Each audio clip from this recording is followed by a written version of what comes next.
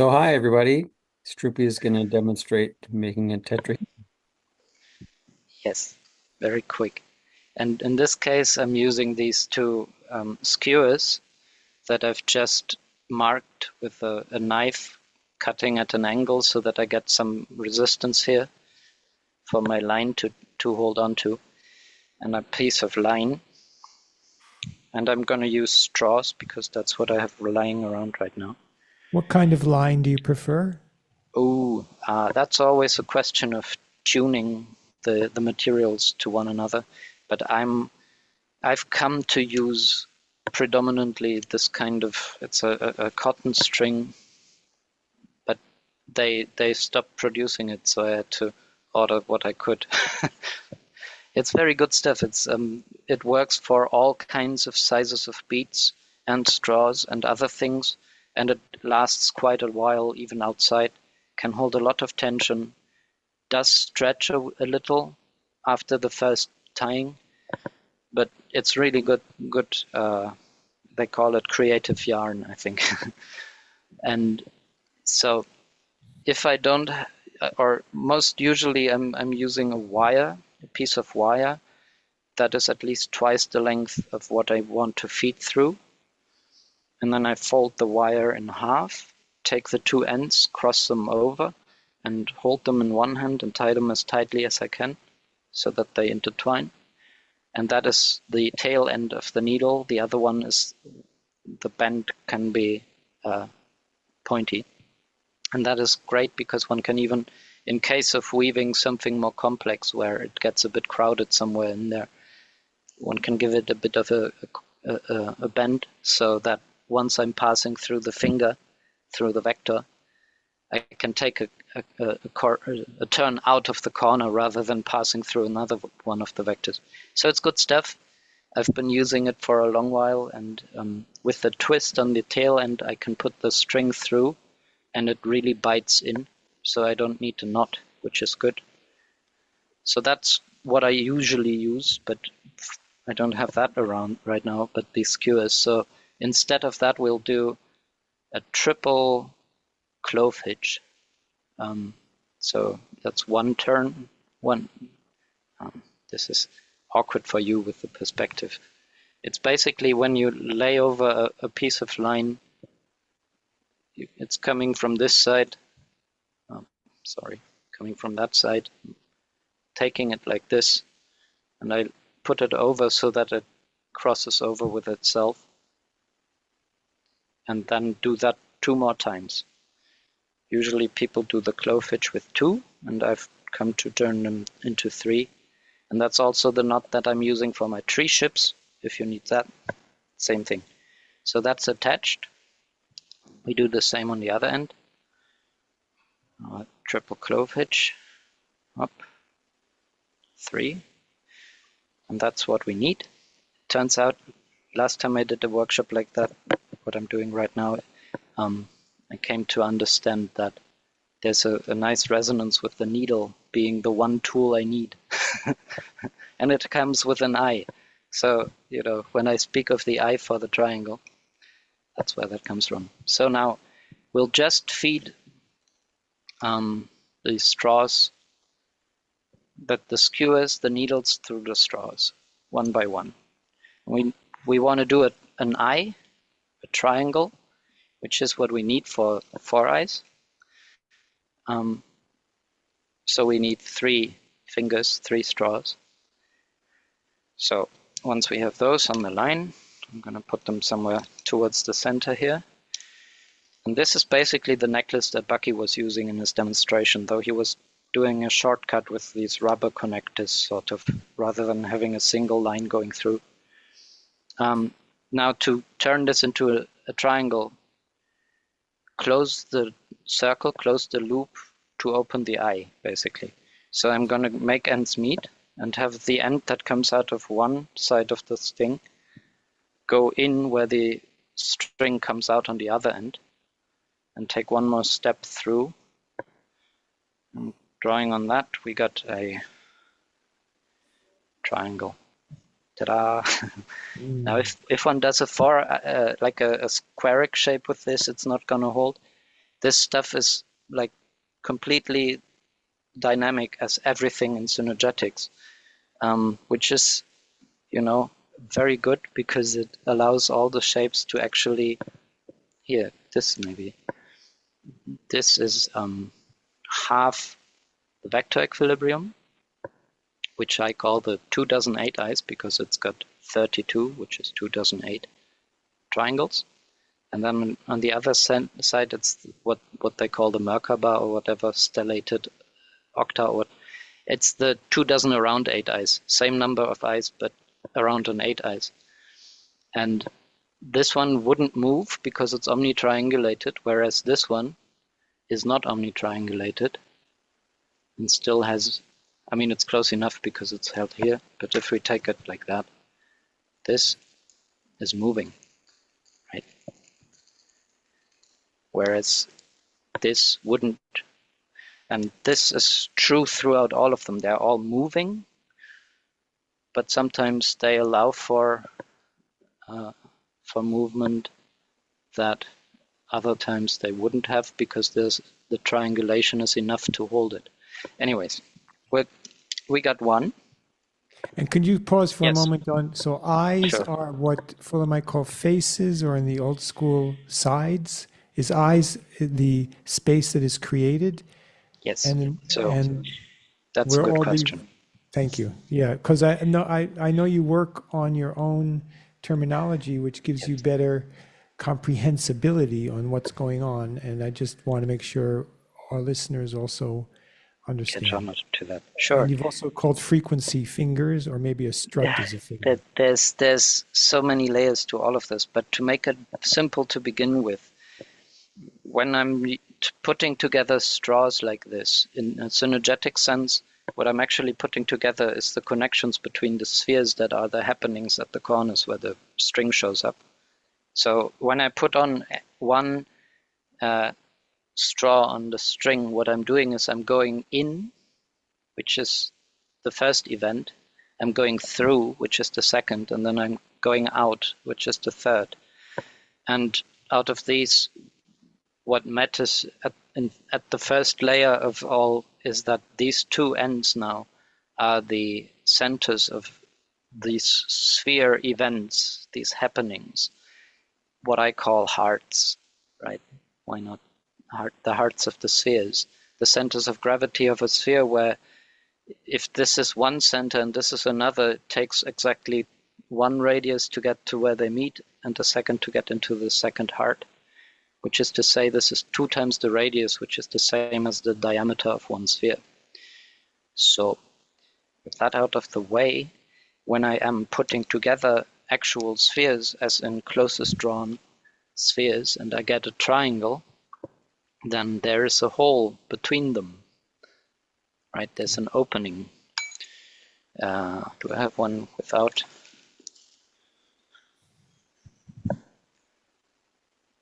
There. You can see into the foureyes here, right?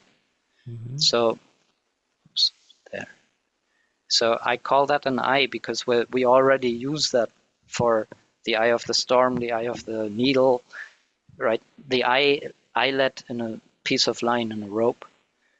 So it's the same meaning, and I came to it through the window and the wind oak, which is the original root of the word, the wind eye.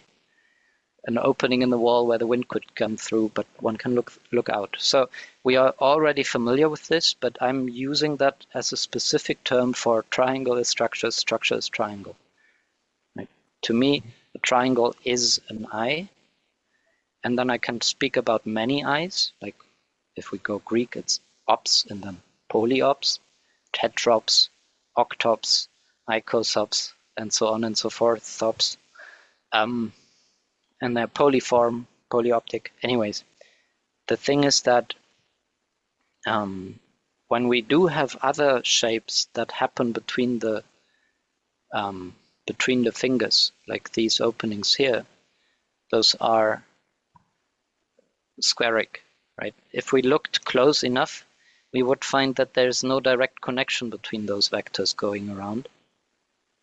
The connections are jumping through the fingers, So these apparent squares aren't actually connected as such, which is to say, if we took this gross eye here, the gross is 144, it doesn't. This gross eye looks to the uninitiated, if you like, as a cube, but there's no single cube in there, nor is there an actually connected square. It's all the triangles that are connected, and sometimes they happen to do squares, right? It's a precessional perspective.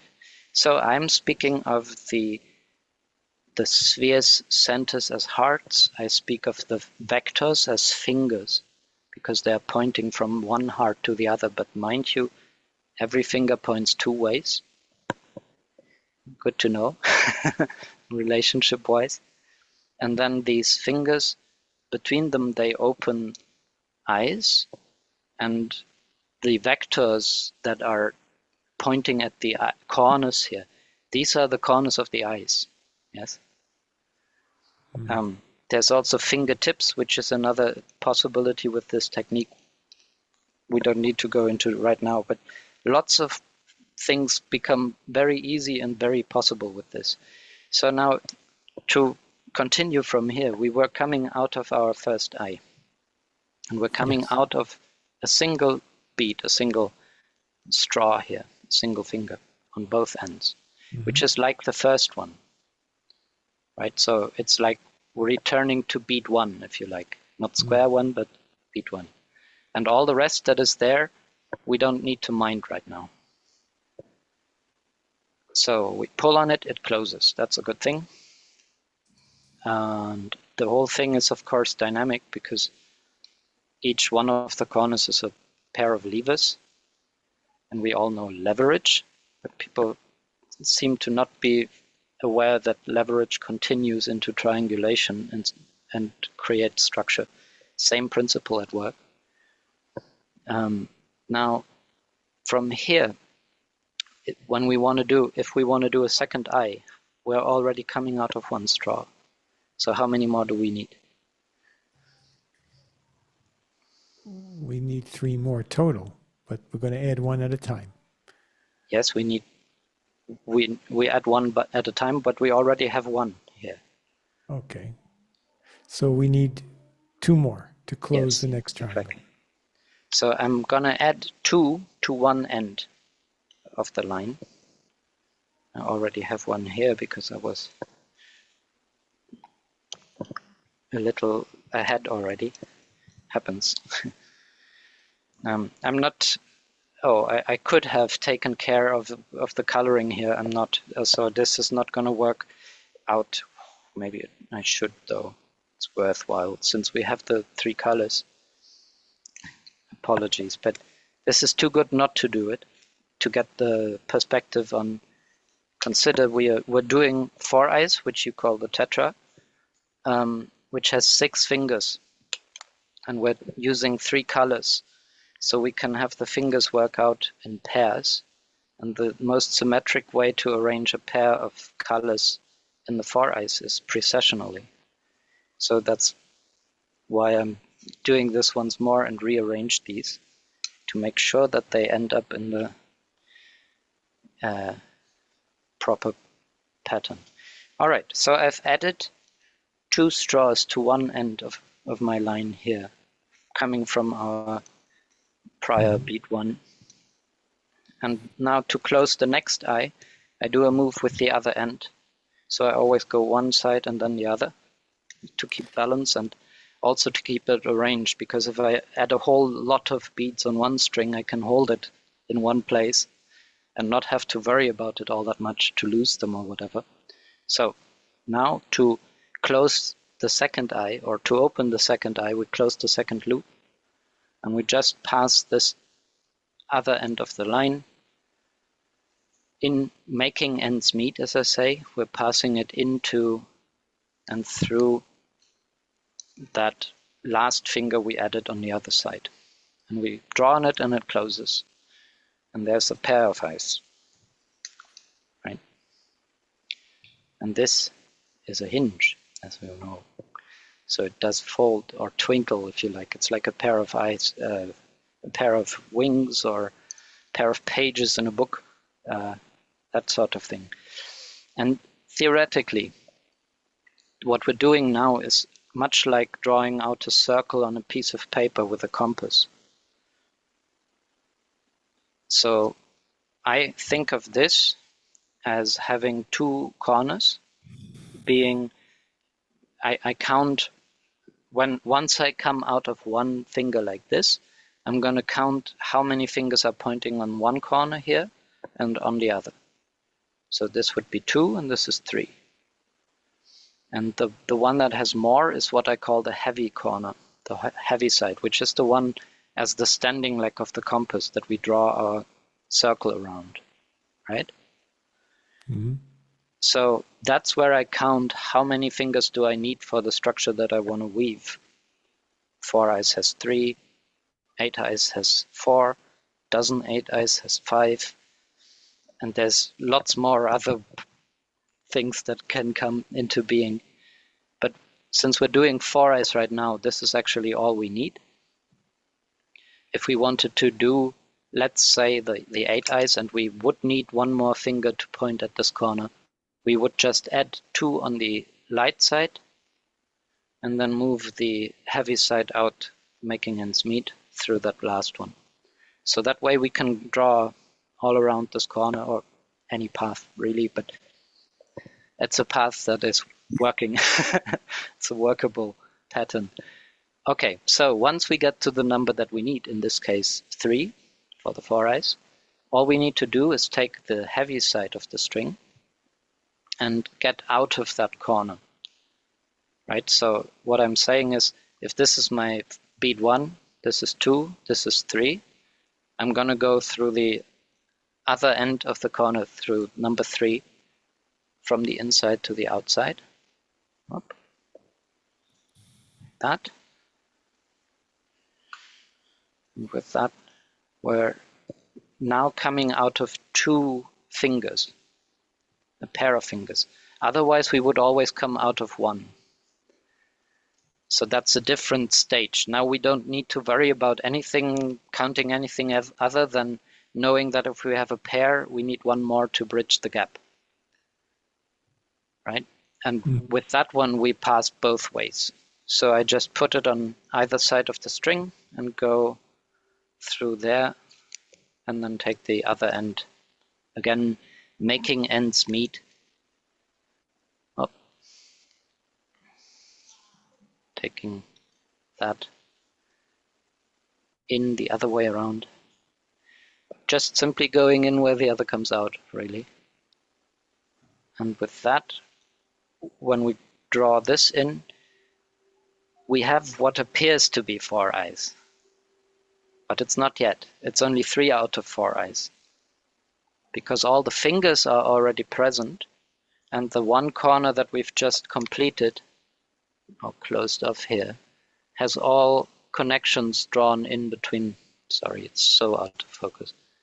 All of the connections are between the straws on this end. That's the one we just closed. But the other corners where we're coming out of now don't yet have all the connections. There's still some missing. There's one more eye we need to go around. And now, to do that, we just take our line from one end, and we can just follow the fingers pointing the way, because we can see where the line is and where it is not. And then we go where it is not yet and draw it in. And you see, if I took this now to, let me first do that, just to have the general case. I'm going to go 2 with one end and 1 with the other. Up. There. And then, now it's a 4eyes. I could put a knot here and put it around my neck as a fancy necklace, little basket of sorts. You know, where I can just basically, the umbilical cord that we've just fed our K-ing process, if you know, I don't know if you're aware with that word, but Bucky made it up in synergetics somewhere. He said, if there's DK, there should be K. So we just K'd this one to the place where we want it. So, right, I could just continue. We're back in beat 1. And I can really take this anywhere I want to go.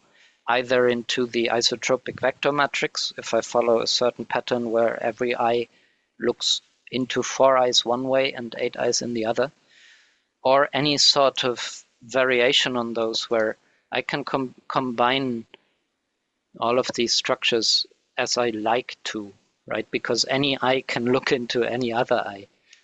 And this, for instance, is a pattern that I really like, where one has a full complex of the entire dance of the Tao or jitterbug in one.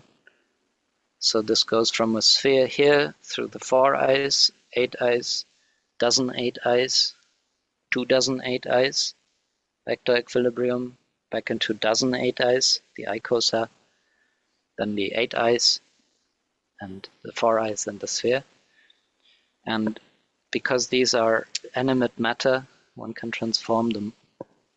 So the dozen 8eyes for once likes to dimple. And this is why, I'm not speaking of polyhedra here, because polyhedra don't live, they don't move, they are imaginary. And these are all animate matter, animatter, shapeshifters as such. And this is just an example of how I can combine any kind of structures like this. Yeah, this is wonderful and really clear, but that one has, here you said you could tie off the knot like a necklace, and you showed us your tetrahedral necklace formerly. But Now I'm interested in how you hide the knot tie. Yes, the one that you're so interested in. Let's do that now. That's the case where we say, now it's done. Let's give birth to it, which is to do the basic knot that then gets us to the last cut, if you like, and then there's a belly button. And if one looks, there's going to be a belly button on any one of these structures. So let's do that. We'll just retreat one of the lines, one step through the last beat, which was our beat 1. So now the strings emerging in one corner. Hold it this way around. Yeah, it's coming out between 2 straws. Mm-hmm. And this is where I do the reef knot. So I do an overhand knot one way, and then I'm not repeating the same, but I'm doing the other way around overhand knot. And that sounds difficult, but it isn't, because one can look at the knot and the line comes out of the straws, passes by, and then it goes where you draw it. And one side of the line is drawing this way and the other is drawing that way.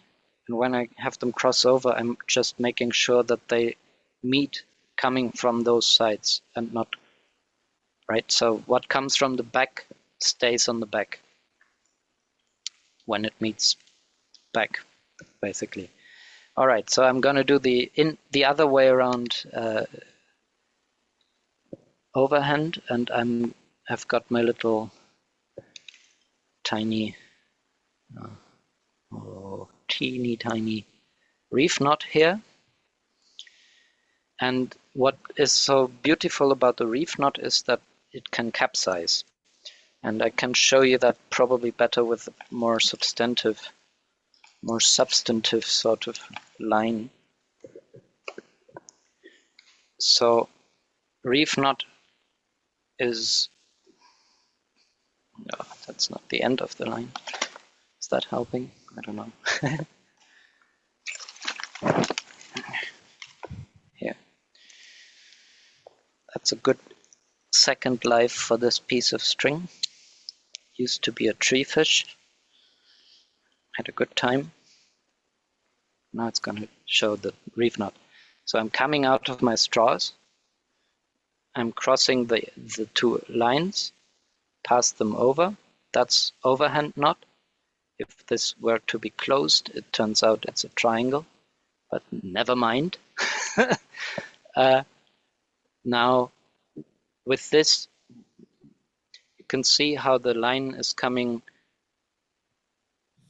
on one end, one side, and this one's coming out on the other side, out of the knot. So when I do the second overhand knot, what people do for a double knot is to repeat the same they did first, and that turns into the so-called granny knot, which is less ideal because it's precessionally out of whack, if you like. For the reef knot, you do one way for the first and then go the other way for the second, and it looks like it's just a pair of bites that pass one another, right? Yeah. Simple. They call it square knot too. I'm not so into that, but anyways. This one can capsize, which is to say if I pull on these two sides balancedly, is that a word? Then it gets closest drawn and is a good knot, but not reliable for like putting a weight on as a human being, for instance. In Ashley's Book of Knot, there's a little skull next to it because it's killed a lot of people. The trouble is this knot can capsize, which is what we need for what we do, but we don't want it to happen to anybody whose life depends on this line. Because if I do not pull on both ends of the line, but only on one side of the knot, so this is the same line that goes in and then goes around itself on the other side. If I pull on the same side here, the knot capsizes and turns over into what is essentially, is it cow hitch? I'm not sure. I'm not so familiar with the name of that one, but it's a simple thing now where this can slide along the line very easily. So if indeed I had somebody's weight on this line, it could happen that the knot just capsizes and is gone, basically. It's just sliding off the line. But in our case with the straws, we can just draw this as tight as we need or can on one end, and then capsize the other end. Yeah, that's not working in the demonstration so well right now. It works better on the real thing. There, capsizing the other way, drawing that tight, and then in the end, oh, I broke the line a little. Yeah. In the end, bring it back into balance. It's an old line. I said it had its life before.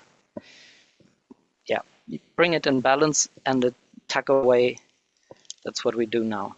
We have the line coming out on one end of the, it's coming from this straw, going into the knot, meeting this, and then coming out on the side. So if I pull on that one side, the knot capsized, and I can slide it, get the tension in, turn to the other side, draw that so it capsizes, and draw it tight, and then in the end balance the thing back into the reef knot.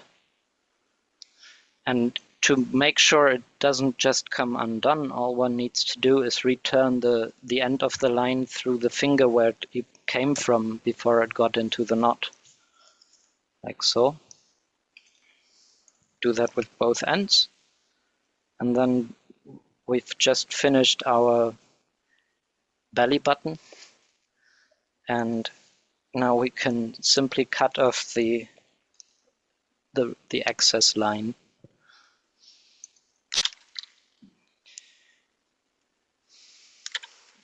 And that's that. Marvelous. Thank you. And if one needs to, for reasons like I have a whole set of these that I'm using for demonstrations and such, with buttons for fingertips and all of these good things that we could go to another time. But if this is to be handled, it's a very simple thing to take skewers like these, like bamboo or whatever, and also scar them a little with a knife and put that knot that I used here for the connection, the triple clove hitch, got a demonstration of that on my YouTube too, and put that into the straw, cut off whatever comes out on the other end, and that is going to be such a strong support for the straw. Another thing is possible to put a bit of tape on the ends so they don't rip, right? And those structures can withstand a whole lot of actual intense playing by people without getting harmed. And if something happens, like the skewer breaks, just replace it. Right? It's very, very easy to repair them, and people can play with them without being afraid that they break them, which is good. And it's just, I mean, this is paper straws and string. Oh, and you may be interested though. I did do a presentation once where I have this foldable 8-eyes structure, right? And this one can be connected as a cubic shape and not hold its shape, or connected as an 8-eyes, and it does. So that's what I give as an experience to people when I want them to get a sense of synergetics. I tell them, here, this is systems change. It doesn't hold its shape as a cube. It can do any sorts of wonderful transformations, as it is a dance form, dance transform, but it doesn't hold the cube. Whereas if I connect it in triangles, it does hold shape. It does move all the way to the last connection, which is generally what I let people do, so that they experience the moment when it becomes whole, right? So this is like a little snail with its house, their house, one connection, and this is still moving, right? Can still do some of the transformations that we also get with the cube. Inside, outside, good stuff.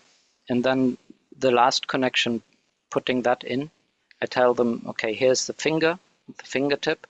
Put the fingertip into the corner of the eye, because there's a string running between the straws. And I can put the bead from the inside, pop it between the strings, and that's enough of a very reliable connection to have this be one whole tensegrity. And this moment of it becoming one, that's when synergy manifests in the hands of the people, and they are, having a hard time to believe that that was the same thing that wouldn't hold the cube, because now it holds not only itself but a lot more. And in that video, I put a board on it and then a bucket and fill it with water.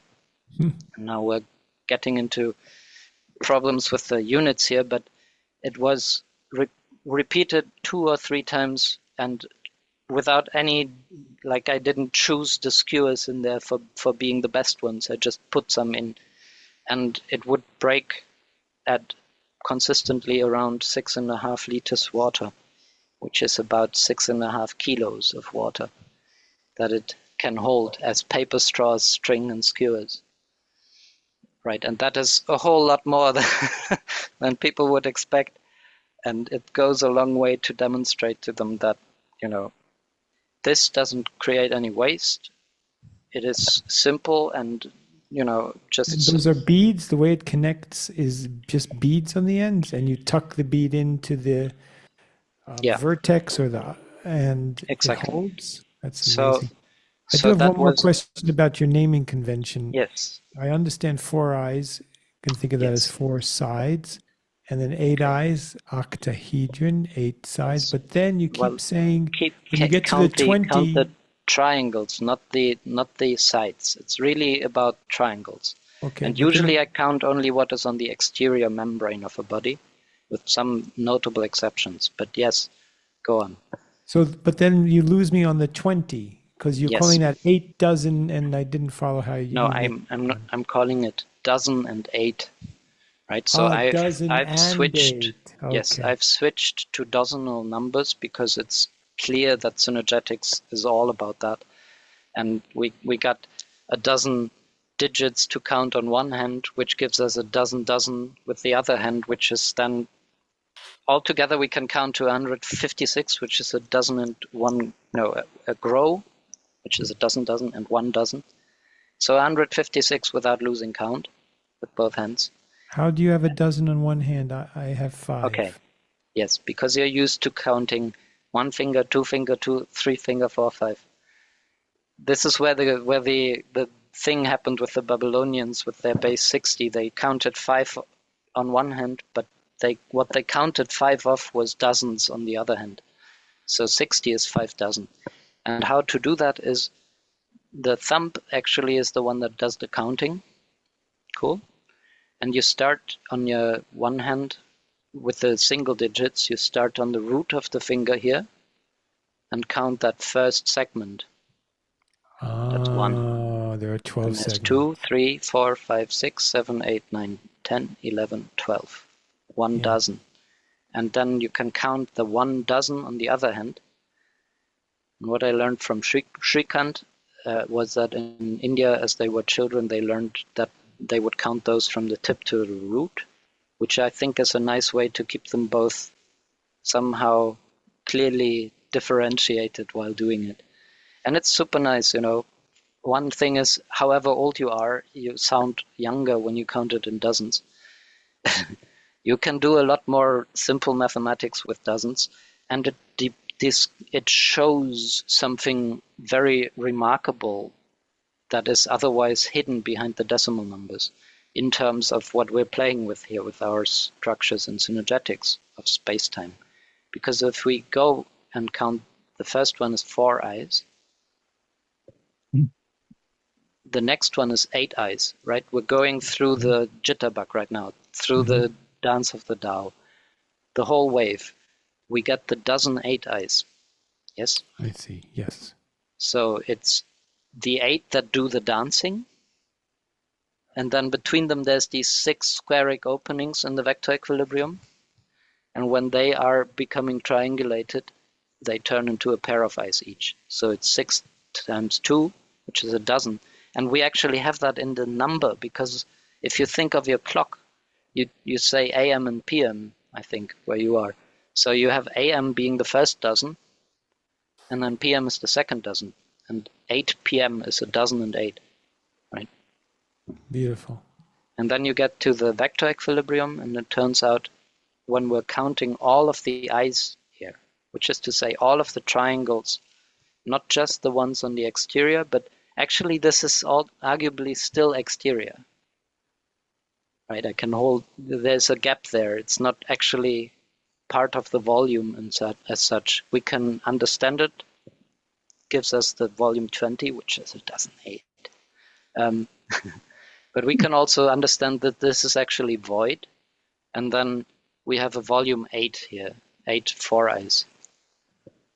And 8 times the 4eyes is 2 dozen and 8, which is 32, right? 32. So the vector equilibrium, if we're counting its eyes, has 32, and that turns out to be 2 dozen and 8. So see the full set, 4eyes, 8eyes, dozen 8eyes, and then 2 dozen 8eyes. Beautiful. It is. Yeah. Thank you very much. Cool. Do we have another question for Struppi before we stop the recording? I have a question, Struppi, and Sure. I'm not so sure it directly relates to this, but you use the language precession.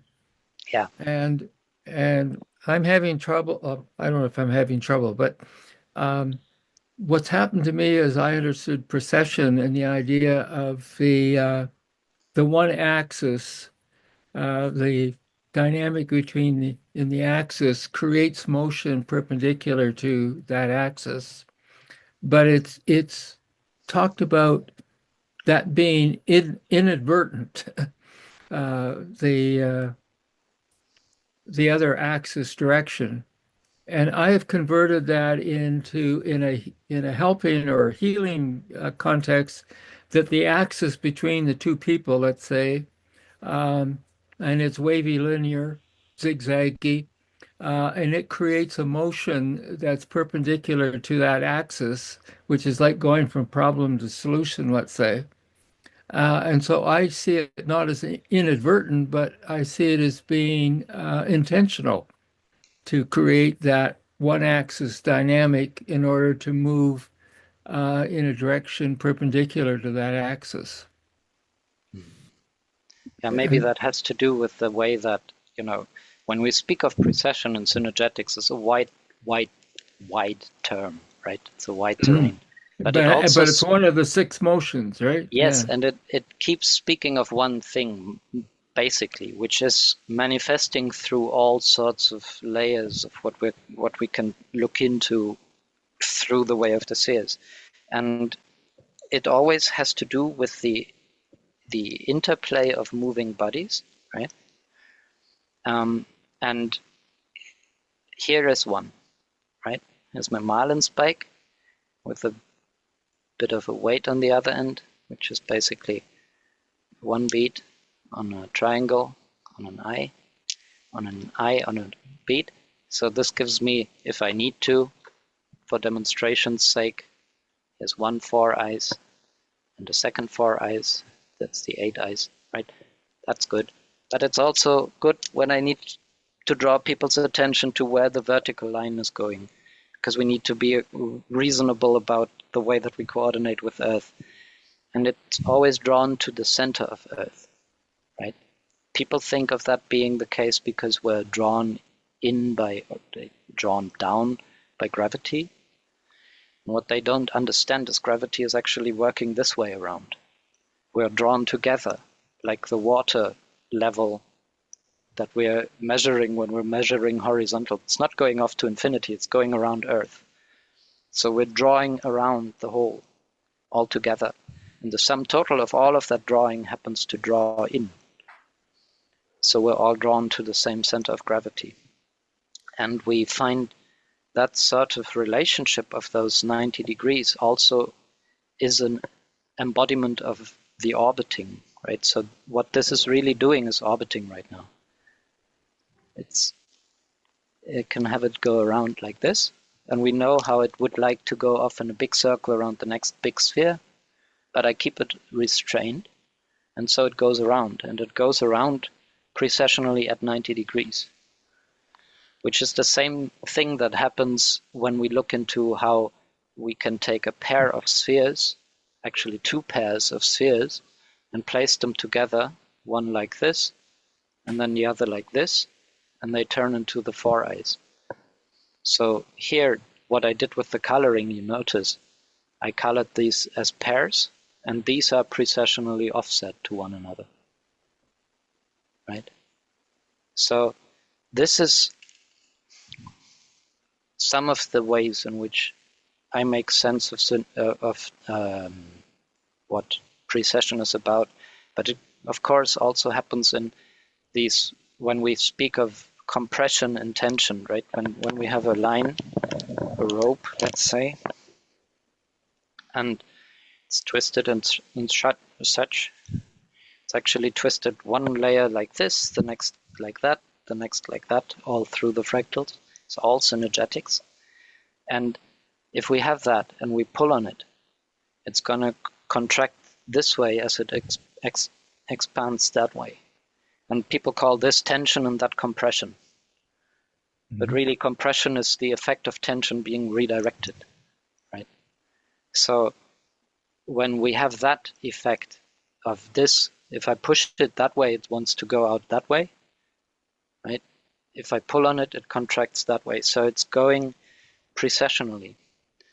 And all of these things happen throughout universe with magneticism and all of these operations. And I think you're very much getting to something there with the social, because I'm also coming from traditional music and dance. And one of the main things we do is do circle, right? Get in a circle. And the thing is, to be in circle with people is to be in sphere with them. And to know one is in it is simple to say, I can see everyone, nobody is standing in front or behind another.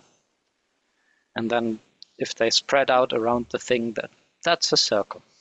And what happens is people don't usually think of it this way, but it's again a precessional relationship, because the main thing is going around. It's the circumtextual, if you like. The circumference is woven around. And we're maintaining that. And this is, from our point of view, offset in a precessional way. If the circle is all encompassing, then I'm holding around the whole earth right now. If I have a smaller circle, it shrinks a bit. May even shrink to just the two of us. And there's a lot of ways we can connect to play with precession and centers of gravity and dance, right? And while we are in this circle, our main point of view is the center that we share, which is the place where we can actually share stuff. We can put it before everyone without anyone having it put onto them. And everyone has their point of view, and everyone's important to partake and pargive. And once this is maintained, we focus in on the center, but from the corners of our eyes. We keep that circle in mind, right? Because it goes around. And lastly, on that note, if you allow me, a word that not K, another one of mine, because someone told me once when I was still very much in love with the notion of interdependence, they told me, well, it's still a dependence, isn't it? So I went off looking for the etymology of that word. Found it comes from the pendulum, of course. Pendants, the pendulum. And what dependence is saying us is there's a hierarchy between something lesser and something more, where there's a hierarchy implied in the connection. And we speak of independence and interdependence, but we maintain that implicit hierarchy. So I was looking for, how do we say then that we belong together as we belong to universe? And there's a word we're using, not in this sense. We know it from the compendium. But the compendium speaks of compendence, right? And compendence is the hanging together, rather than hanging off of another. And I think that, to really be mindful of that compendence is something that we are doing by playing with precession. Like all our interactions, when we're hanging together, we can go around and, anyways, I can go on forever. Thank you But very much. That's very helpful, because I think what it's doing for me is saying that if the in the circle, it inadvertently creates this other, if you want, dimension. Another being, But the being of the whole. Yeah. But if we know that, then if I reverse that and I deliberately create a circle in order to create that other motion, then I turn the inadvertence into an intentionality. Okay, that clears up my struggle between inadvertent and intentional. Thank you. Sweet. Cool. So Thank Curt, you. do you want to stop the recording? Well, actually, I want to share something. Sweet. And so thank you, Struppi. This is wonderful. Was a little disappointed this weekend because I wanted to be at RISD, Rhode Island School of Design, because they had this design science symposium and they had a thing on teaching design science, but it didn't work out. But here we are. We have our own, focused small group, right, on design science. It's wonderful. So one of the things I really appreciated was once you had the tetrahedron together, but we're not done because we don't have enough, you know, strings or lines or whatever through each corner. So it reminded me of a thing I struggled with years ago and have never resolved. And I'll put a link in. This is a paper I wrote. Um, And so I was very intrigued by Bucky's idea of, how an event is, a triangle, split apart. So you can see there's an action, reaction, resultant. But the puzzling thing about his representation to me has always been that in physics, we see action, reaction, and then a resultant comes off of that intersection. But that's not what Bucky drew, right? And so this is a recreation here. I worked with a guy named Raymond Gronberg um, to create this stuff. But anyway, it's the same thing that Bucky said. And I was like, well, how could you actually then apply this to a thing, an actual thing, right? That these two events, each of which is an action, reaction, resultant, come together, at least temporarily to produce something. And at the time, I was working with thermostats. So that was a big deal in my life for a while. And so there you have this, oh, I wonder what these, what the edges or the vectors represent. And especially, I wonder if there's any way to do kind of a balance or whatever, right, at the corners of this thing. And so then I started playing around with what these kind of things might look like. And then, Gray made this wonderful representation, right? It's very pretty, but it doesn't work. And I was always curious if I could ever figure out a way to represent, two events coming together in a tetrahedron to illustrate to people what Bucky said, because I think this is super fundamental, Yeah, right? It could underlie a ton of physics and a whole kinds of things. And to I've all done of it. some sketches in the last, I don't know, year, looking more like down at that bottom node where I'm saying, well, what's actually happening there? And maybe that's combustion.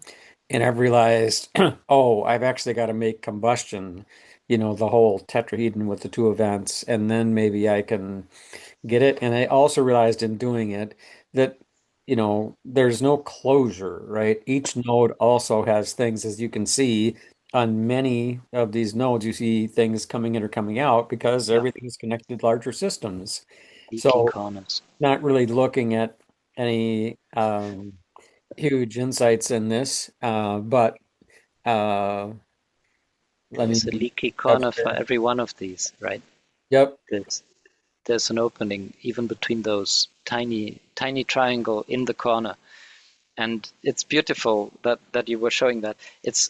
I'm being amazed by the many ways in which the pyramid turns out to be related to fire, because very foundationally, doing a fire this way around, where it looks at the ground, points at the sky, turns everything into atmosphere and ashes. Whereas if we have the fire this way around, it's not energetic, but synergetic. Everything is collected. It's a pyrolytic fire, so only the flames on the top burn, but the rest doesn't burn away. So it fills up with embers as it burns all the way up to here. And then the effect stops basically, and it's a balanced fire again. But this, when you quench it, when quenched afterwards, it turns into charcoal, which can go into the compost and turn into black soil, terra preta, effectively turning climate change on its head and feeding back the carbon structure that the plants grow every year back into the ground where it can feed us all. So that's a beautiful sort of balance that is worth giving a thought. But then I can also just quickly show you these. I did a tutorial when I made these. If you're interested, it's on my YouTube channel, with particularly this thing, because this is the set that I think is most foundational if we want to actually open the door for synergetics for people to why they should bother, perhaps. Because this is a small box, right? A small cubic shape, which I had to shorten the straws a little to get them be at the second root 2 sort of relationship. So if this is our unit 1, then this is the plus minus 1 over second root 2, I think, something like that. It's the incommensurability turned around, so the cube is the abstract thing as it is. which again is a nice model. If you haven't played with it too much, you should get to know this thing, what kinds of transformations it does while it doesn't do cube. Can already show a whole lot of the basic things. Here's an eye, here's a foureyes, and inside out, and all of that. Even the bow tie or 6 eyes can be done there. Bow tie, 6 eyes, 6 around 1. Anyways, to get this be turned from a non-struct, as it is, into a construct, we need the struct to manifest the structure. And for that we have these two, let's call them cobras, Naga and her sister, whatever. And these are done the same exact way that we did the foureyes, just with one little additional piece of information, which is that if one takes a bead at the end of a straw, one can just go with the line through the bead and return into the straw. So it's a point of turning, and then this becomes a fingertip, which then we can put into the corner of an eye. And with this, I tend to tell people a little bit about leverage, remind them that they would rather hold it on the end rather than the beginning, and then introduce them to the idea that actually if they put in a third member here, this is held, and the whole thing is holding, and structure, triangle, all of the good stuff, talking about how a tripod doesn't rock because it's on level ground, all these matters. And then we can tell them, well, you learned in school that 1 + 1 is 2. Let's see. We can take 1, put its fingertip between the lines that are passing. This is difficult in this light. Between the lines. I mean, I could just twirl it around a few times. That would probably hold enough. But if I put it in between the lines, it's actually integrated, right? And then I can take another such fingertip and put it in the corner of this eye. And there's the first one. And we do it one more time. Again, we can stretch the distance between the straws a little bit. Put the bead between the lines, pop that through, and that's not going anywhere unless we take it out. And here's the 2. 1 + 1 is 2. Pair of eyes, right? Moving, dynamic. We're moving the leverage from just in the corner of an eye into the corner of a pair of eyes, getting our hinge. And we still have one more connection to go. We put that in place. And again, this is one of those moments where the whole comes into being, where synergy is really palpable. And there is our foureyes all of a sudden. With, you see still the 2 pairs of colors, right? Or the pair of colors.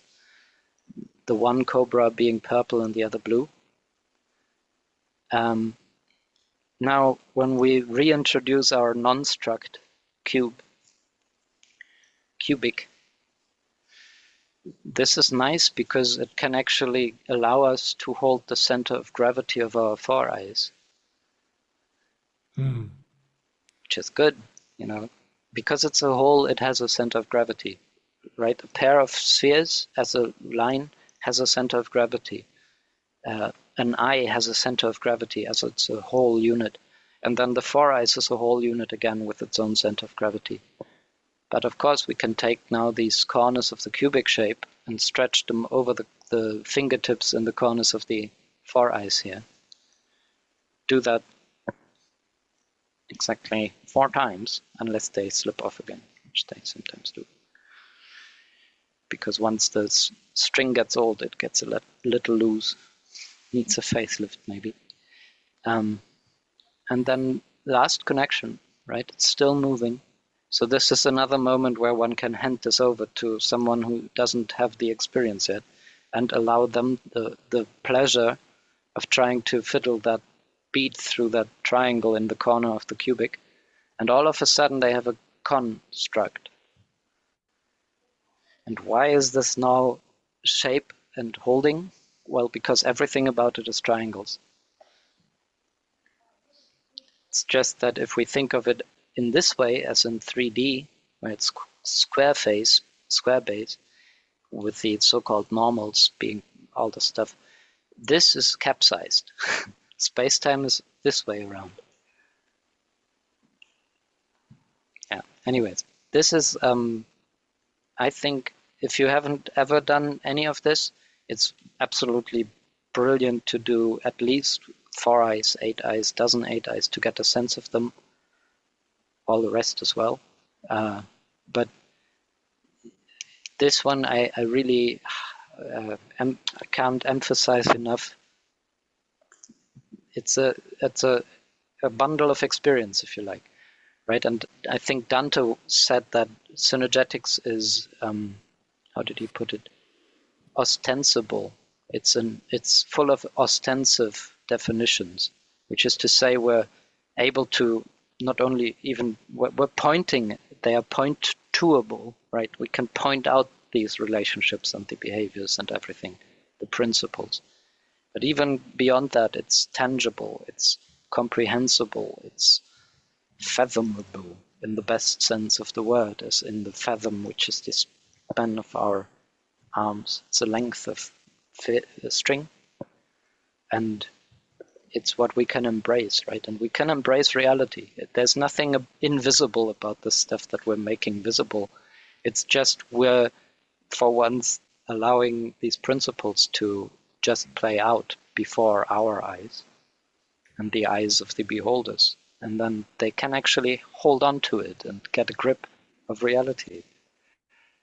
I think that's badly needed, actually.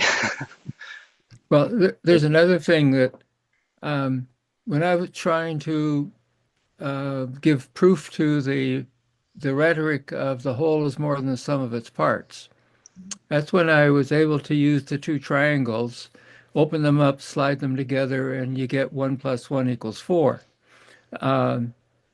Then when we've had some discussions in another group about the tetrahedral sort of, if you want, shape or structure in the left brain, right brain kind of idea.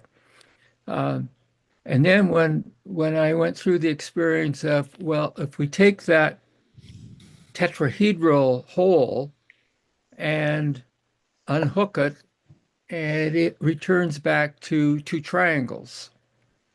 And so then you pose the question of saying, so what happened to the other two triangles? And there is no sort of explanation. They just disappeared.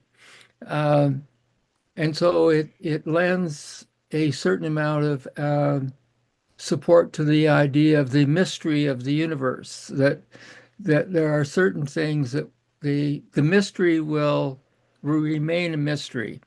We'll never get to an absolute understanding or an absolute construction, if you want, of universe. Yeah, because it's about the struct, not so much about the construct, right? If I take the structs out of it, it's a construct. Yeah. And I'm with you on that in some ways, but also I think there's a lot more to the levels of reality that we actually can comprehend. Lots more of the layers of mystery are actually for us to be, gotten a grip of, if you like. We're so far alienated from this actual reality of our being that people are doing all the stuff that they're doing and they're thinking that they're winning the system or whatever it is, while they don't really have any sense of the underlying principles. If leverage to the common sense ends at a pair of levers or whatever and doesn't expand into structure as the dynamic continuation of the same principle, then You know, it's like we've lost connection to the actual whole thing, and Yeah. we can get it though. And Right. I'm gonna share this last Yeah. notion on that with you if you allow While me. you're doing But that, just one thing that just hit me is that if you yes, take the struct out of construct, yes, you're left with con. yeah, And that could be that an awful lot of what's in life yeah, these days about reality is a con yeah, job. yeah. It is. It's a pyramid scheme too, because the Yeah. pyramid is an embodiment of the fact that they've turned space-time on the capsized side, so that the cube rules, and therefore the eight eyes in it is pyramid, square base, and whatever. That's the precessional place where I get an eight eyes when it's on the corner when I spin it. When it's come to rest, it sits on an eye, just as all the triangles become level, or not all, but one of the four planes. But here is as a something to go with what you just said. I shared this very model with a kid once, and I didn't show them how it goes together. So of course they figured out another way to do it. And here's my notion connected to that.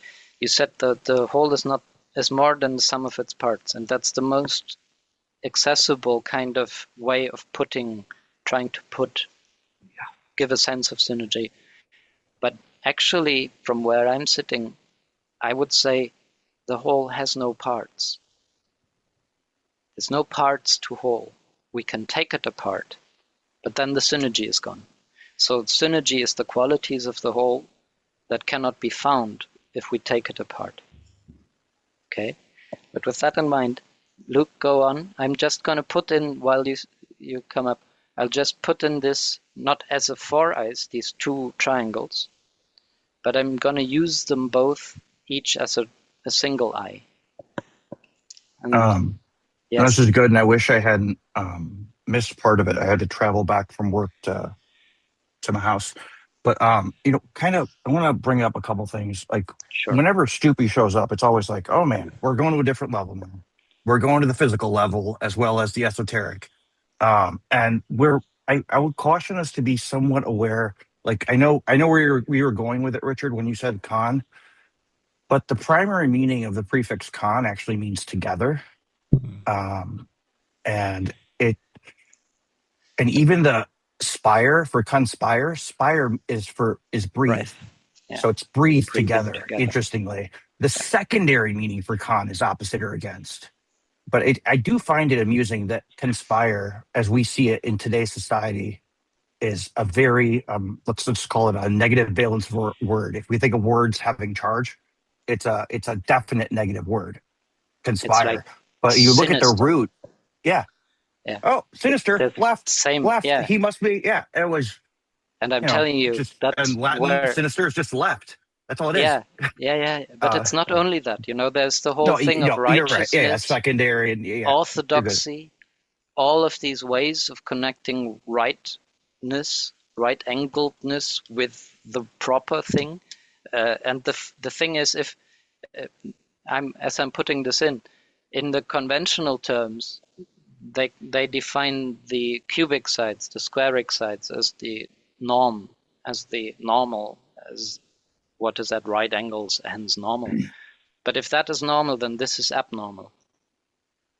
That's the foundational incommensurability of the whole thing, because the cubic Yeah. thing is an irrational choice to draw around reality. Well, what's interesting there with the Mm. normal, normal angle being 90 degrees, I Yeah. used the word orthogonal with one of my clients, and he's very intelligent. He's a CTO of like a fairly large size organization, so he knows high level math and he knows programming, but he had no idea what orthogonal meant. I guarantee you, he knew what normal meant.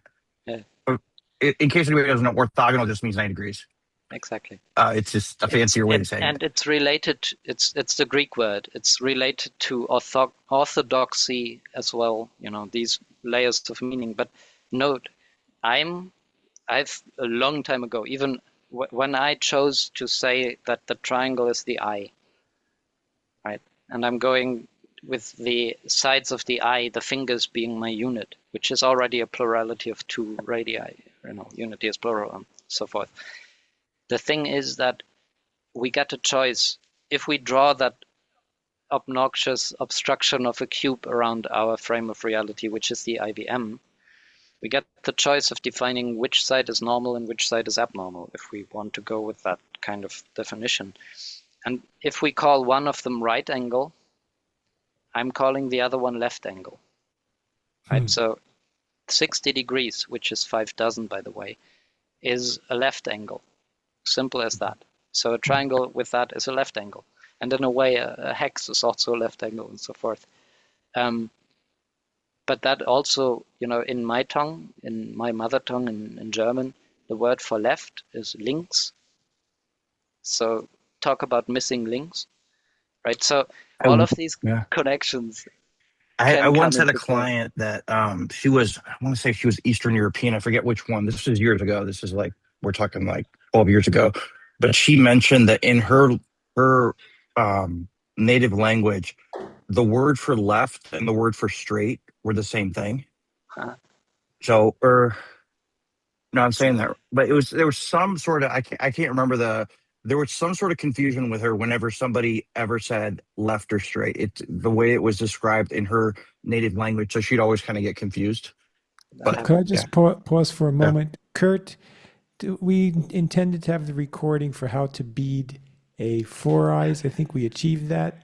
Maybe we can turn off the recording and go back to our more freewheeling style.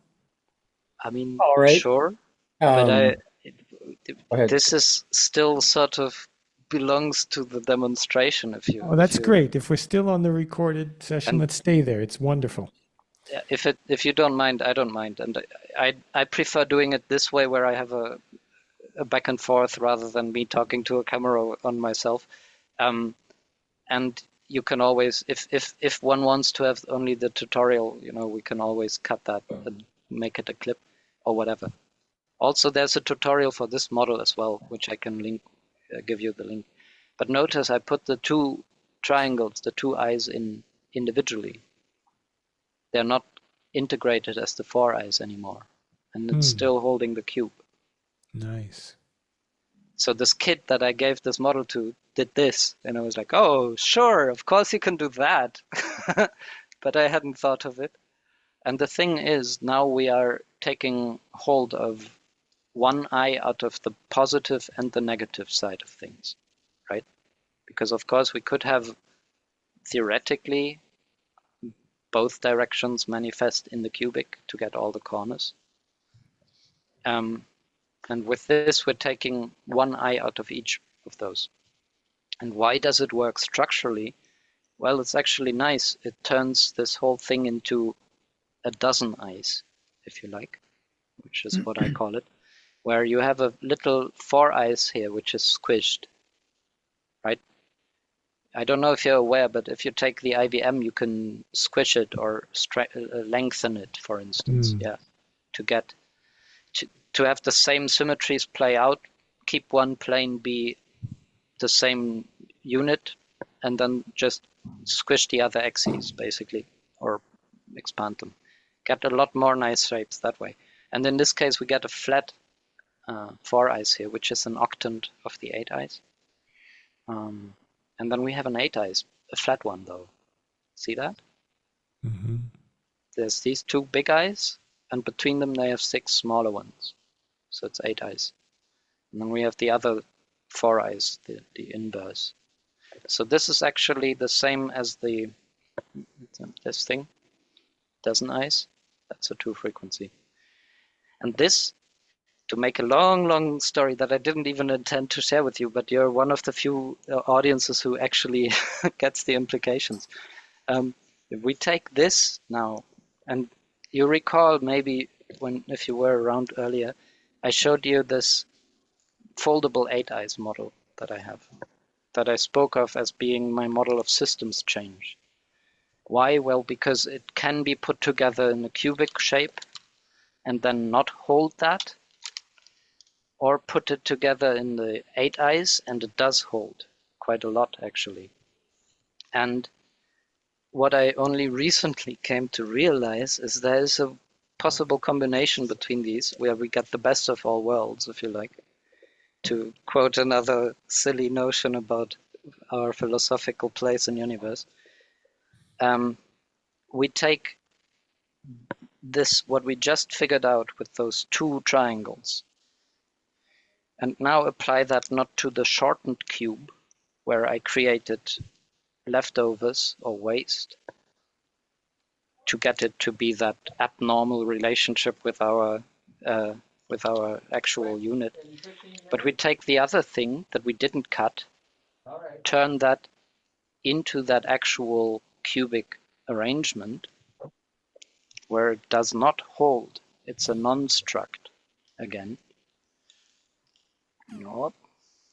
So you get to witness that I was not making that up earlier. I didn't show it because I kind of think it was clear from the implications, but here it is, right? This is that foldable 8-eyes configured as a cubic.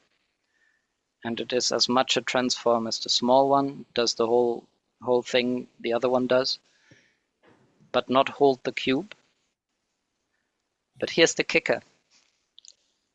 We take our pair of eyes, the 1 + 1 is 4, if you like, and we put them in this the same way that we've earlier had the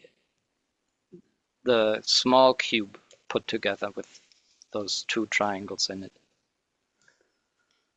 And then we get a proper dozen eyes. And if you know anything about these things, maybe you get a good sense of where I'm going with this, because it's quite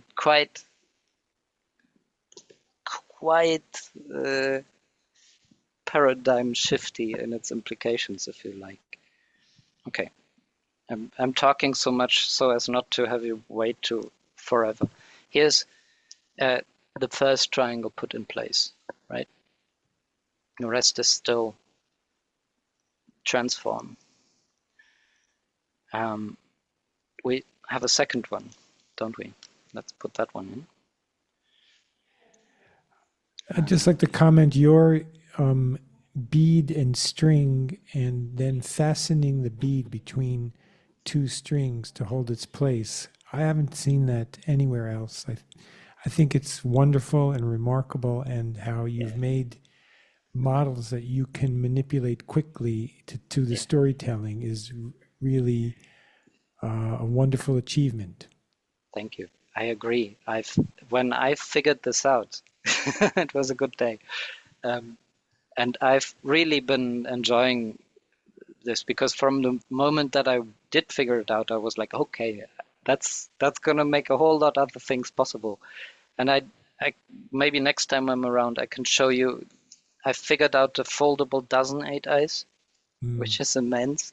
And then I also have a set where I have the vector equilibrium, and I can take out the nucleus, do the dance of the Tao, the jitterbug, and also have another set of 6 additional fingers to put into the squaric eyes, the squaric windows, to make a dozen plus 8. Dozen 8-eyes. Yes. Beautiful. So it's like this is primary level synergetics, if you like, base layer. Do you keep 2 sets of straws, one that can be the diagonal of the other? Do you have, or are they all the same length? For that jitterbug thing, you mean? Those are the same. Yeah, I know those are the same, but you've ended up sometimes with square faces, and if you want to do the diagonal in a square face, you might need a different size strut. Do you have different sizes? Yeah, well, you can always cut them, right? But that is a diminishing of unity.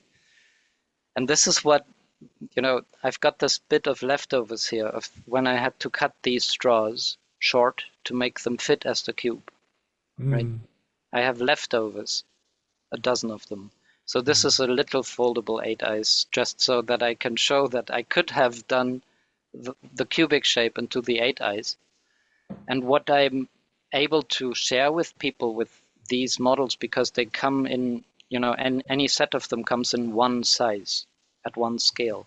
And so it becomes comprehensive to like first-hand experience to understand the size relationships between them. So if I give someone who has no idea about these things the cube around the foureyes and show them the 8eyes of the same length as the sides of the foureyes, they figure out on their own that it is bigger than the cube. Right? I can go into why and how, and it's 3 and the other one is 4, but I don't have to because it's immediately experientially demonstrable. So here, just for whole sake, this is the small leftover turned into the 8eyes. But here is the kicker.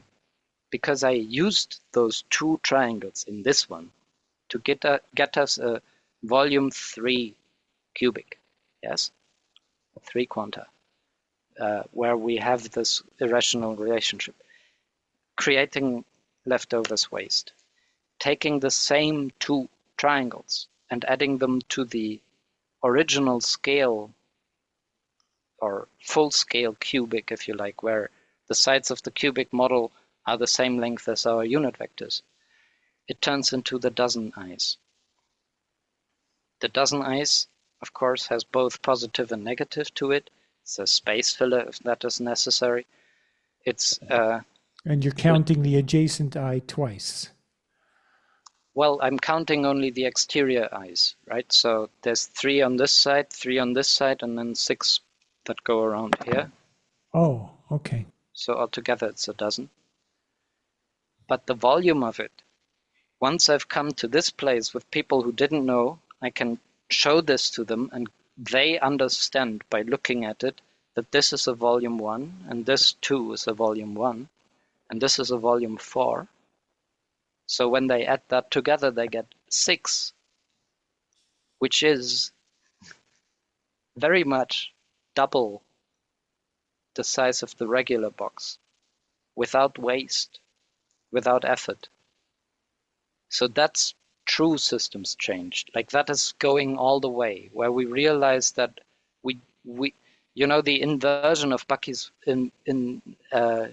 incredible quote of doing more with less, the inversion is true as well. As long as people keep cubing, they are doing less with more.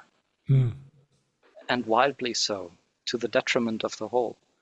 So, you know, this is a direct experience, demonstrable proof, so to speak, of how we can go without creating all that waste and without creating any downsides, because there's no dead corners in this. You know, all these notions that people have because of the cube world, dead air, dead corners. Imagine I'm sitting by the sea.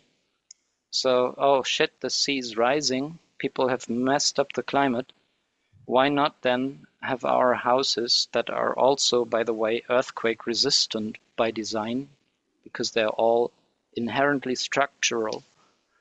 See how if I only added 3 legs to that, these could be as long as we need them.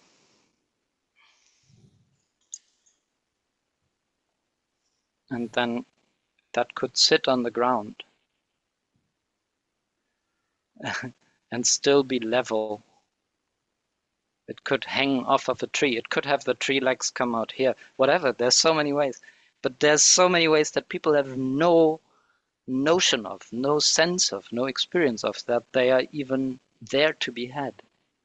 And that's, you know, where I think this stuff goes a whole long way, because it's one thing to read these things. It's another to see a demonstration on video, but it's a whole different universe to do it with one's own hands. Oh, Well and said. to complete the whole thing just now, it's already here. See, this is another bundle. It's another foldable structure, same size, same scale. So we can tell by experience that it is going to be bigger when it's done. Everyone figures that out immediately. Now this is a sequence of 5 this way.